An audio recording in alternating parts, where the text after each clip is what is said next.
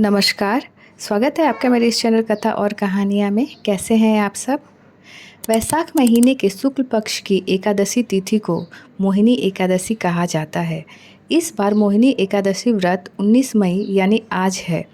इस तिथि पर भगवान विष्णु और माँ लक्ष्मी की पूजा अर्चना की जाती है। वैशाख माह के शुक्ल पक्ष की एकादशी तिथि पर भगवान विष्णु ने मोहिनी अवतार लिया था, इसीलिए इस एकादशी को मोहिनी एकादशी कहा जाता है। इस दिन भगवान विष्णु के मोहिनी अवतार की पूजा की जाती है। धार्मिक मान्यता के अनुसार मोहिनी एकादशी व्रत व्यक्ति का शरीर और मन शुद्ध होता है और साथ ही सभी पापों का नाश होता है।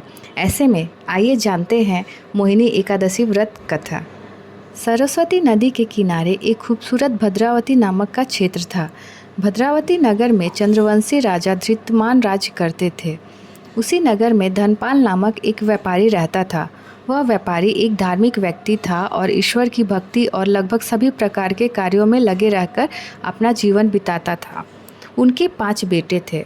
धनपाल का सबसे बड़ा बेटा धृष्ट बुद्धि उसके स्वभाव से बिल्कुल अलग और लापरवाह, मूडी और आत्मलीन था। अपने बेटे के इस स्वभाव से अक्सर धनपाल को उसके भविष्य की बहुत चिंता सताती थी।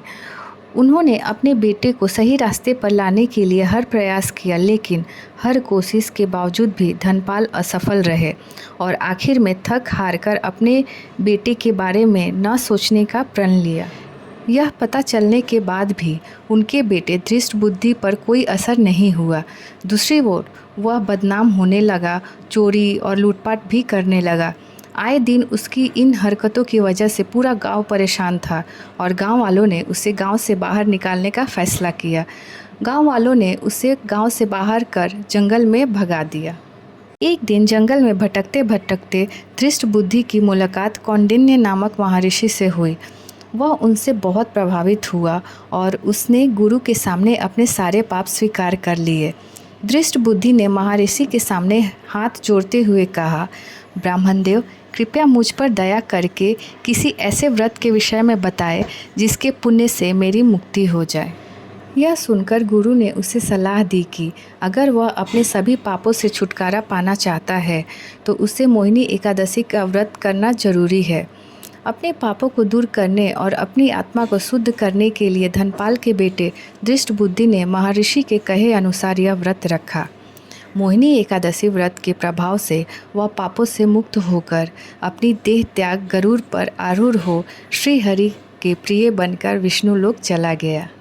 हिंदू धर्म ग्रंथों के अनुसार मोहिनी को भगवान विष्णु का एकमात्र स्त्री अवतार माना जाता है। समुद्र मंथन के दौरान देवताओं और असुरों के बीच इस बात को लेकर लड़ाई हुई थी कि कौन अमृत पिएगा। लड़ाई की बुरी स्थिति को देखते हुए सभी देवता भगवान विष्णु के पास गए और इस स्थिति का हल करने के लिए मदद मांगे। देवताओं की चिंता सुनकर भगवान विष्णु ने मोहिनी का रूप धारण किया। मोहिनी स्वरूप ने सभी असुरों को अपनी ओर आकर्षित किया और उनका ध्यान अमृत से हटा दिया। जब असुर मोहिनी के प्रति ललायित थे तब मोहिनी ने जाकर असुरों से अमृत ले लिया। यह है मोहिनी एकादशी का महत्व और मोहिनी एकादशी मनाए जाने का कारण। कहा जाता है कि राजा युधिष्ठिर और भगवान राम ने भी यह व्रत किया था।